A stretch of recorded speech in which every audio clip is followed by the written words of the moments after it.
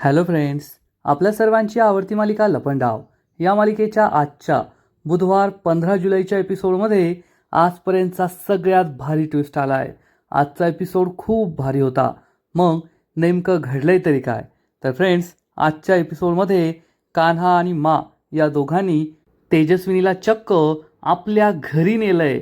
म्हणजे कान्हा आणि मा तेजस्विनीला किर्लोस्करांच्या घरी घेऊन गेले आहेत आणि तेथे गेल्यावर तेजस्विनीला सगळ्या जुन्या गोष्टी आठवल्या आणि आता एकीकडे सरकार ही सखीला धमकी देतीये की तू कधीच सिद्ध करू शकणार नाही की मी तेजस्विनी कामत आहे, आणि इकडे कान्हा खऱ्या तेजस्विनी कामत बरोबर प्लॅन बनवतोय की आता तुम्ही प्रति सरकार बनायचं, तुम्ही तेजस्विनी कामत नाही तर सरकार म्हणून एंट्री घ्यायची. It's show time. हे ऐकून तेजस्विनीला सुद्धा आश्चर्याचा धक्का बसलाय. म्हणजेच आता या मालिकेत आपल्याला 2 तेजस्विनी कामत नाही तर 2 मनस्विनी, 2 सरकार पाहायला मिळणार आहेत. मग हे सगळं नेमकं घडलं तरी कसं, हे जाणून घेण्यासाठी हा व्हिडिओ शेवटपर्यंत नक्की पहा. फ्रेंड्स, आजच्या एपिसोडच्या सुरुवातीलाच कान्हा तेजस्विनीला समजावून सांगतो, तुम्ही इतक्या खोल दरीत पडून वाचलात याचा अर्थ हा साईबाबांचा चमत्कार आहे. साईबाबांची अशी इच्छा आहे की तुम्ही तुमच्या सखीला भेटावं, तुम्ही तुमच्या सखीला जवळ घ्यावं, आईचं प्रेम तिला द्यावं आणि तुम्ही देवाच्या इच्छेचा अनादर नाही करावा, असंच मला वाटतंय. हे ऐकून तेजस्विनी खूप इमोशनल होते. कान्हा तिला समजावून सांगतो, मी तुम्हाला शब्द देतो, लवकरच तुम्ही तुमच्या मुलीजवळ असाल, तुमची मुलगी आणि तुम्ही एकत्र राहणार, एकमेकांवर सगळं प्रेम करणार. फक्त थोडा वेळ, मी आणि सखी एका मिशनवर आहोत, सरकार पाडायचं मिशन. आणि तुम्हाला खरं सांगतो, आम्ही सरकारला खूप त्रास दिला आहे, सरकारचं खूप मोठं नुकसान केलं आहे. आता तो दिवस दूर नाही आहे जेव्हा आम्ही सरकारला पूर्णपणे उद्ध्वस्त करू आणि मग तुम्ही आणि सखी कायमच्या एकत्र राहाल. हे ऐकून तेजस्विनीला सुद्धा आशा वाटते आणि तेवढ्यात कान्हाला सखीचा कॉल येतो. सखीचा कॉल आलेला पाहून तेजस्विनीला खूप आनंद होतो. कान्हा फोन उचलणार इतक्यात तेजस्विनी कान्हाला रिक्वेस्ट करते, फोन स्पीकरवर ठेवशील का? मी काही बोलणार नाही, मला सखीचा आवाज ऐकायचा आहे. एका आईची अशी आर्त हाक, आर्त विनंती ऐकून कान्हासुद्धा खूप इमोशनल होतो आणि फोन उचलतो, स्पीकरवर ठेवतो आणि कान्हा काही बोलणार तेवढ्यात सखीची फायरिंग सुरू होते. कोठेस तू? कोठे गेलास? आणि मला एक सांग, एवढा पाऊस सुरू आहे, बाईक घेऊन गेलाय का? आणि अचानक घाईघाईत का पळत गेला? हे सगळं ऐकून कान्हाची बोलतीच बंद होते, तो काही बोलत नाही. तेजस्विनी, मा सगळं हे ऐकत असतात. सखी विचारते, तुला माहिती आहे का मला इथे किती आवरावं लागलं? सगळ्या रूममध्ये पसारा करून गेलाय तू.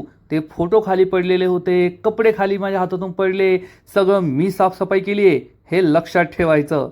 आपली मुलगी कान्हावर कशी दादागिरी करते हे तेजस्विनी ऐकत असते आणि ही गोष्ट मला बिलकुल आवडत नाही की माझ्या नातवावर ही सखी कसा हुकूम चालवतीये. कान्हा सखीला म्हणतो, बेबी सरकार शांत व्हा, शांत व्हा. मी आहे ना माझ्या घरी आलो आहे, खूप दिवस झाले होते घरी आलो नव्हतो, तर मा आणि आईला भेटायला आलो होतो. तर सखी विचारते, तू तिकडे गेलायस पण एवढी शांती कशी? तिकडे तर काही आवाजच येत नाही आहे, खरंच तू तिकडे गेलाय ना? कान्हा हा लगेच माला इशारा करतो, मा तुम्ही काहीतरी बोला ना. आणि मग मा म्हणते, अरे कबीर, एवढ्या दिवसानंतर आलाय, जेवण करून जा, तसं उपाशी पोटी जाऊ नको. आणि हे ऐकून सखी चक्क हसू लागते आणि म्हणते, अरे देवा, हा मेथीचा लाडू एवढं गोड कसं बोलायला लागला? हे ऐकून सखी खुदू हसू लागते. तर कान्हाला मोठा धक्काच बसतो. तेजस्विनी सुद्धा तोंडाला हात लावते की आपल्या आजी सासूबद्दल काय बोलतीये आणि मला सुद्धा खूप राग येतो. कान्हा म्हणतो, बेबी सरकार झालं का तुमचं? मी फोन ठेवतो, येतो बरं का थोड्या वेळात. सखी चिडून म्हणते, काय थोड्या वेळात येतो? येथे तू किती मोठा गोंधळ घालून ठेवला तुला माहिती आहे का? एवढा पसारा करून ठेवला होता, तू येच घरे, मी ना तुला चांगलाच ओरडा बसवते आज. हे ऐकून कान्हा खूप शरमतो आणि तेजस्विनीला कळतच नाही की आपली मुलगी तिच्या नवऱ्याशी असं का बोलतीये. आणि मग सखी ही कान्हाला सांगते, कान्हा तुझ्या हातातून काही फोटोज खाली पडले होते ना, त्यात माझ्या आईचा आणि माझा फोटोसुद्धा होता. सखी खूप इमोशनल होते, तेजस्विनीसुद्धा इमोशनल होते. सखी म्हणते, कान्हा मी हा फोटो पाहत होते आणि फोटो पाहता पाहता मला पुन्हा एकदा पटलंय की मी खूप कमनशिबी आहे. मी ज्या ज्या व्यक्तींवर प्रेम करते ना, ते मला कायमचे सोडून निघून जातात. मी माझ्या बाबांवर प्रेम केलं, ते मला कायमचे सोडून निघून गेले. मग मी माझ्या आईवर प्रेम केलं, आईसुद्धा मला कायमची सोडून निघून गेली. असं म्हणून सखी ढसाढसा रडू लागते. तेजस्विनीला वाईट वाटतं, कान्हाला वाईट वाटतं. सखी म्हणते, आणि मी आता ठरवलंय, जेव्हा मी मरेल ना तेव्हा मी वर जाऊन माझ्या आईबाबांना शोधणार आहे आणि मग येथे त्यांच्याबरोबर जो वेळ मला घालवता आला नाही ना, तो सगळा वेळ मी त्यांच्याबरोबर तेथे घालवणार, त्यांच्याकडून माझे लाड पुरवून घेणार, त्यांच्याबरोबरच कायमचं राहणार. तेजस्विनीला खूप वाईट वाटतं. कान्हासुद्धा इमोशनल होतो. सखी या फोटोकडे पाहते आणि म्हणते, कान्हा, मला एक सुचलंय. माझ्या आईबाबांबरोबरचा असा मोठे असल्याचा फोटोच नाही आहे. म्हणजे सध्या मी जशी दिसते त्या लुकमधला एकही फोटो नाही आहे. तर मला आहे ना तसा एक फोटो बनवून घ्यायचा आहे. म्हणजे मला असं वाटेल की माझे आईबाबा आत्ता माझ्याबरोबर आहेत. लहानपणीचे खूप फोटो आहेत, पण असा एकही फोटो नाही आहे. आणि हे बोलता बोलता सखी खूप रडू लागते आणि फोन ठेवून देते. तेव्हा तेजस्विनी म्हणते, सखी, पण सखीने फोन ठेवलेला असतो त्यामुळे सखीला ऐकू काही येत नाही. सखी आपल्या आईच्या या फोटोकडे पाहत असते आणि खूप रडत असते. आता माझी आई कायमची मला सोडून गेली आहे, परत कधीच येणार नाही असं तिला वाटत असतं. पण तिची आई जिवंत आहे आणि आता तिचं सगळं बोलणं ऐकत होती हे मात्र सखीला माहीत नसतं. आणि मग तेजस्विनी कान्हाचा फोन हातात घेते आणि या फोनवर सखीचा वॉलपेपर असतो. तेजस्विनी या सखीच्या फोटोकडे पाहतच राहते. आपल्या मुलीला भेटता तर येणार नाही, पण ती या वॉलपेपरवरून, या फोटोवरूनच प्रेमाने मायेने हात फिरवते. मग काही क्षण या फोटोकडे पाहतच राहते आणि मग या फोटोच्याच पाप्या घेते. आणि तिला असं करताना पाहून कान्हा खरंच खूप इमोशनल होतो. बॅकग्राऊंडमध्ये एक अतिशय सॅड सॉन्ग सुरू होतं आणि तेजस्विनीला सखीबरोबर घालवलेले सगळे क्षण आठवतात की ज्या दिवशी कान्हा तिला सरकारच्या बड्डेच्या वेळेस घरी घेऊन गेला होता, तेव्हा सखीने तिला स्वतःच्या हाताने उकडीचा मोदक भरवला होता, ते तेजस्विनीला आठवतं. मग सखीने तिला स्वतःच्या मांडीवर झोपवलं होतं, हे तेजस्विनीला आठवतं. सखीने तिला आंघोळ घातली होती, हे तेजस्विनीला आठवतं.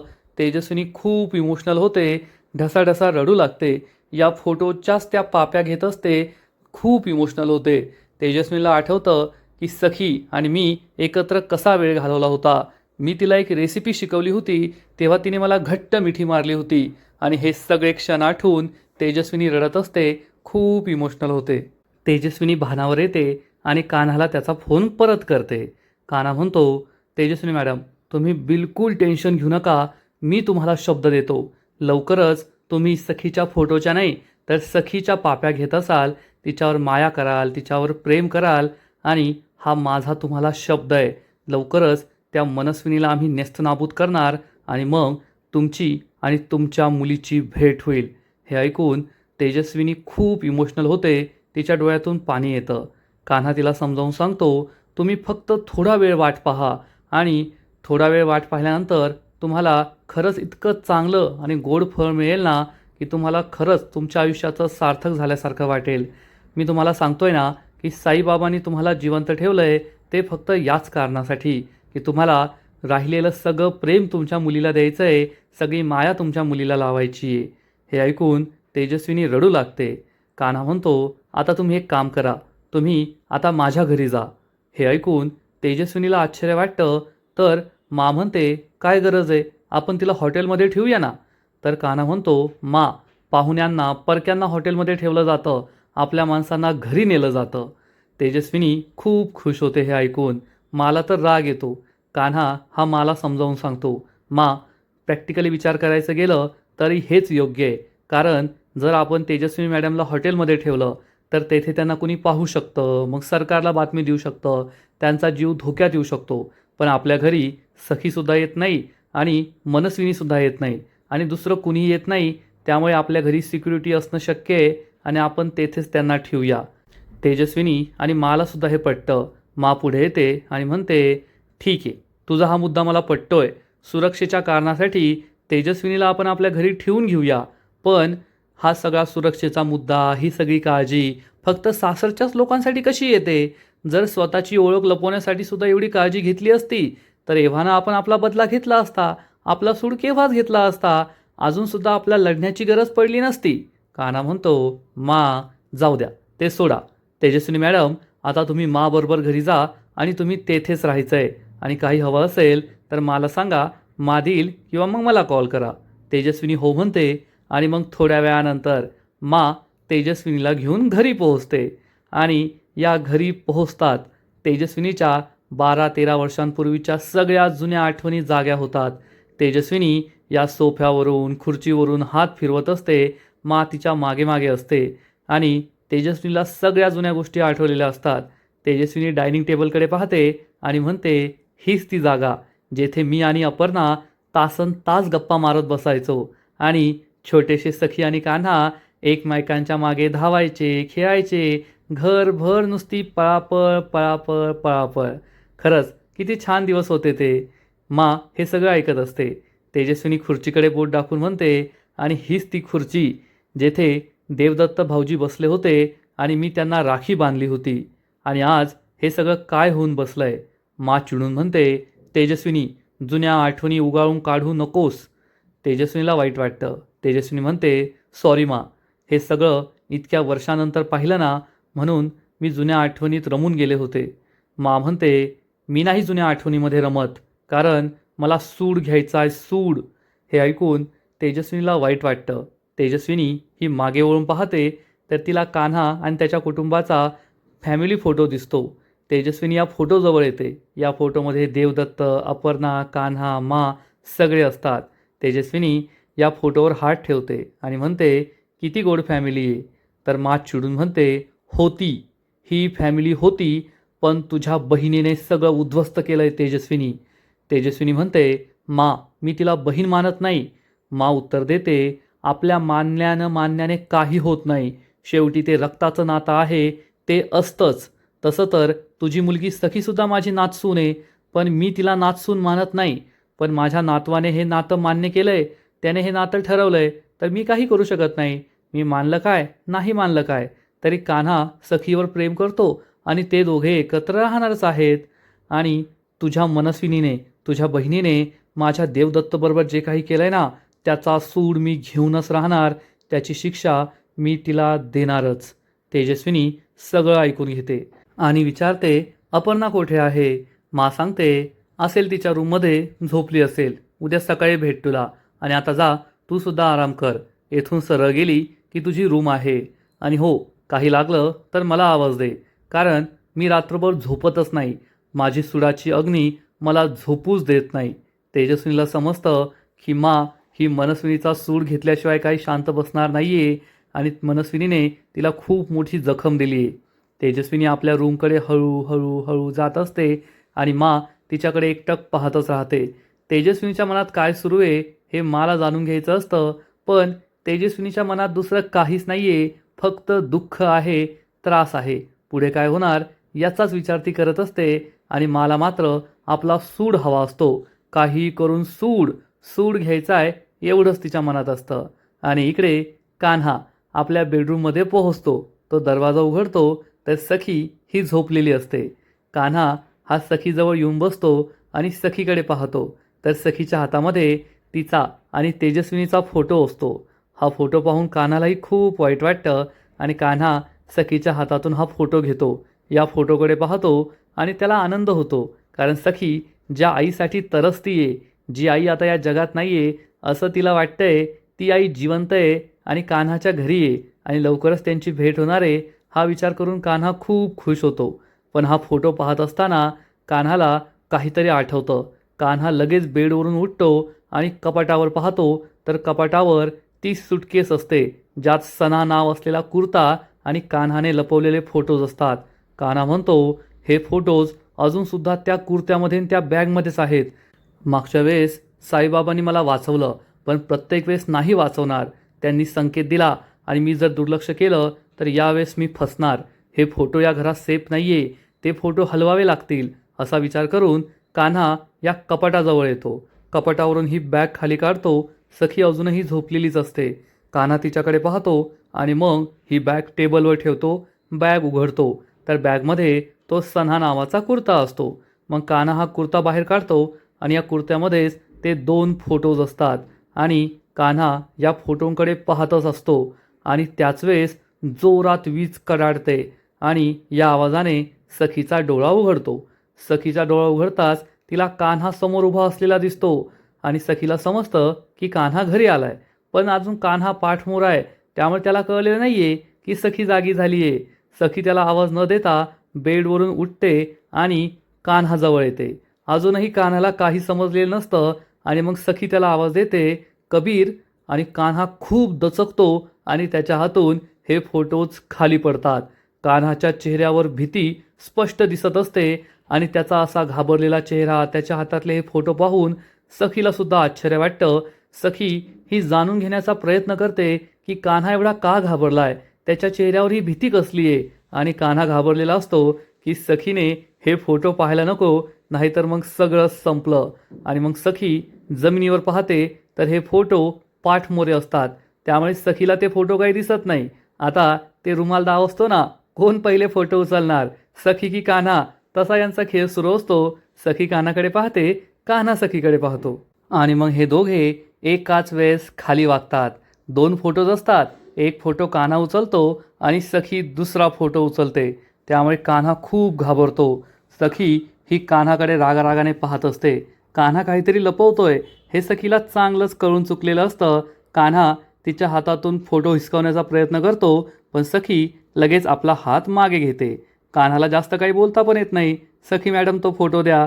आणि मग सखी या फोटोकडेच पाहत असते. कान्हा खूप घाबरलेला असतो. जर सखीला या फोटोत काय आहे ते कळलं तर आपलं काय होईल, हाच प्रश्न कान्हाला पडलेला असतो. आणि मग सखी कान्हासमोर हा फोटो पकडते. कान्हाच्या बाजूने फोटोची बाजू असते, सखीच्या बाजूने मागची बाजू असते. आणि मग पटकन फोटो पाहायचा तर नाही, सखी कान्हाला डोळे दाखवते. कान्हा घाबरलेला असतो आणि मग सखी हळूहळू हळूहळू एकदम स्टाईलमध्ये हा फोटो पाहणार.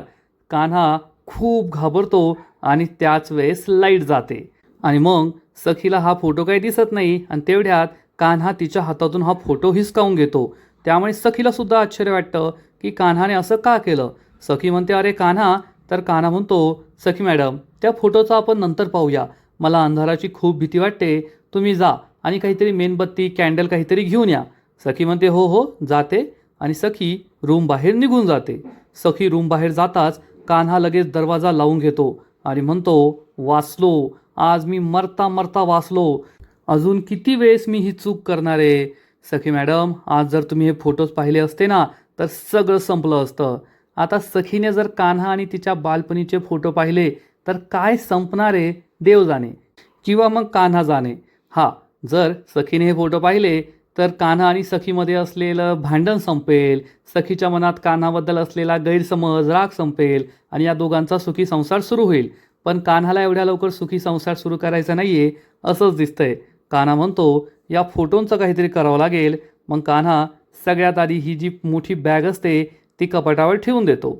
मग हे फोटोज आपल्या खिशात ठेवतो. मग परत बाहेर काढतो. या फोटोंचं काय करायचं हाच प्रश्न कान्हाला पडतो. आणि मग थोड्या वेळानंतर सखी एक कॅन्डल घेऊन येते, दरवाजा उघडते तर कान्हा हा बेडवर मस्त झोपलेला असतो.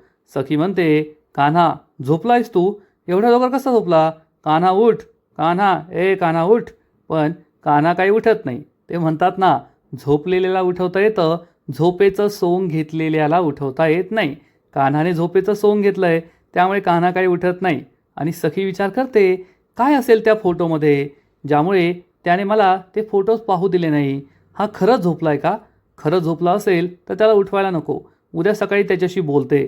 असा विचार करून सखी ही कॅन्डल रूममध्ये ठेवते आणि बेडवर येऊन झोपते. आणि मग सखी झोपल्यानंतर कान्हा गुपचूप आपला एक डोळा उघडून पाहतो तर सखी झोपलेली असते. आणि कान्हा विचार करतो, आज थोडक्यात वाचलोय.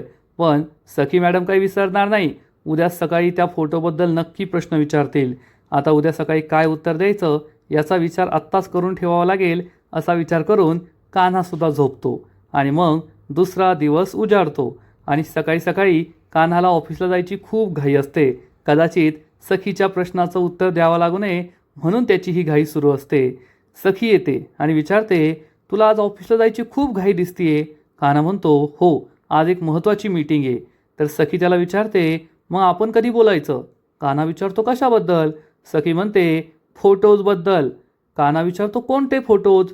सखी चिडून म्हणते, कान्हा नाटकं करू नकोस बरं का, तुला माहिती आहे मी कोणत्या फोटोजबद्दल बोलतेय? रात्री जे फोटोज तू माझ्या हातातून हिसकावून घेतले त्याबद्दल. तर कान्हा म्हणतो, बेबी सरकार कशाला त्याचा विचार करताय, द्या ना सोडून. सखी म्हणते, नाही मला कळलंच पाहिजे ते कसले फोटो आहेत.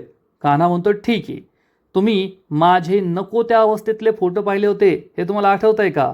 हो, म्हणजे ते माझ्या बालपणीचे होते, पण नको त्या अवस्थेतले होते ना, मी कपडे वगैरे घातलेले नव्हते आणि तुम्ही असं समजा की ते तसेच फोटो होते म्हणून मी तुम्हाला पाहू दिलेले नाही आहे.